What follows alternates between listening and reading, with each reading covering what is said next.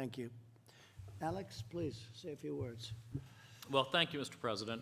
Your top priority has always been the health, safety, and well-being of the American people as we've been going through this pandemic, and that's been our priority throughout this crisis.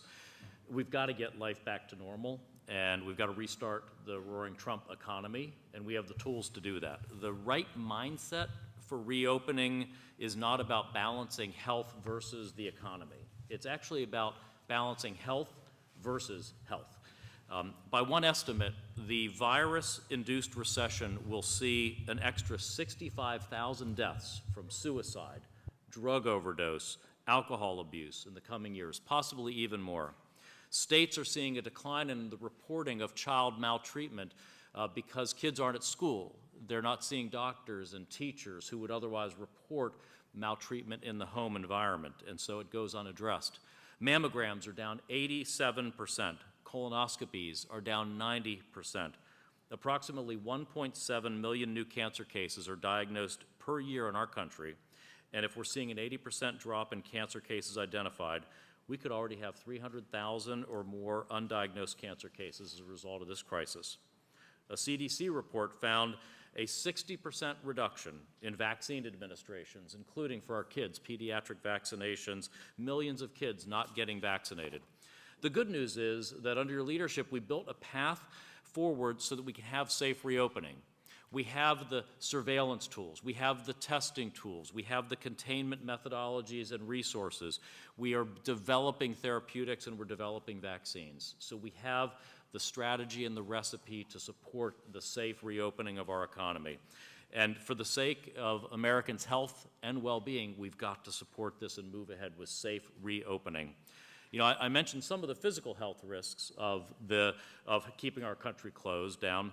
But we have here today with us our Assistant Secretary for Substance Abuse, for Mental Health and Substance Abuse, Dr. Ellie McCants-Katz, who's a psychiatrist and is the first ever psychiatrist to lead SAMHSA.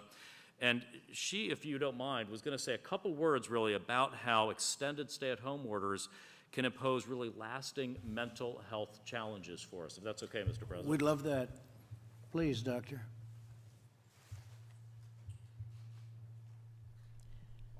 Mr. President, Vice President Pence, members of the Cabinet, and colleagues.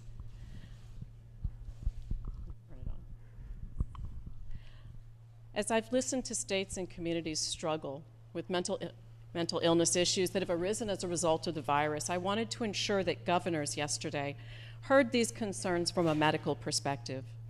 As my physician colleagues on the task force have been careful to rightly note, their perspective and advice centers on one aspect of the pandemic, virus containment. However, even medically, it is not the sole perspective. I felt that it was important to offer the governors a different, albeit equally important, medical perspective. As such, I made the following remarks. It is my privilege to serve as the Assistant Secretary for Mental Health and Substance Use, but today, I really speak to you more as a psychiatrist who also happens to hold a PhD in infectious disease epidemiology. Never did I imagine the nation would be experiencing the coinciding of mental health issues and infectious disease that my training addressed. The research literature is clear on the effects of quarantine and stay-at-home practices on mental health. We know that the longer the duration of these orders, the greater the intensity of the mental health problems experienced. We also know that these symptoms persist for years to come, even once quarantine is lifted. The data tell us that when the lives of adults, children, and families are drastically changed for extended lengths of time, for many, anxiety, depression, and stress disorders will become manifest and will persist. These are real health conditions with potentially long-lasting consequences that must be taken seriously. To put all of this in perspective, I believe it is important to point out that pre-pandemic, we lose 120,000 lives a year to drug overdose and suicide. How many more lives are we willing to sacrifice in the name of containing the virus? When we look at strategies to reopen, as a medical doctor, I ask that you take into account whole health, not just one narrow aspect of physical health.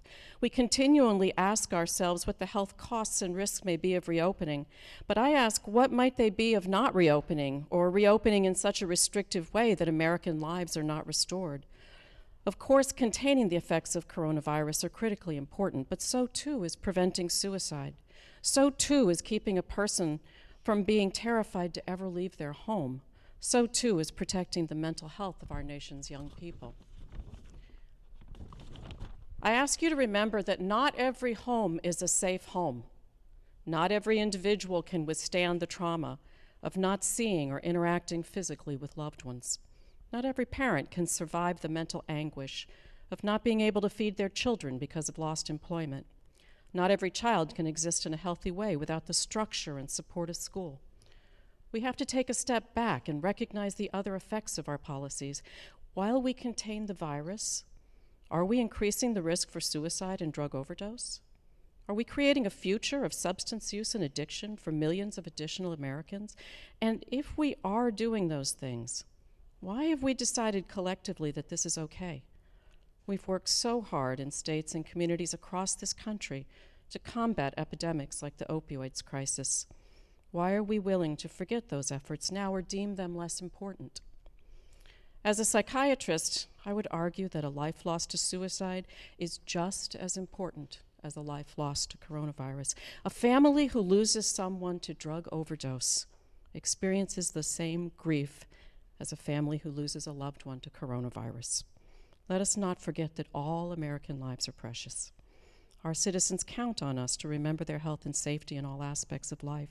The preservation of America's health and the health of our citizens cannot be measured by only one metric.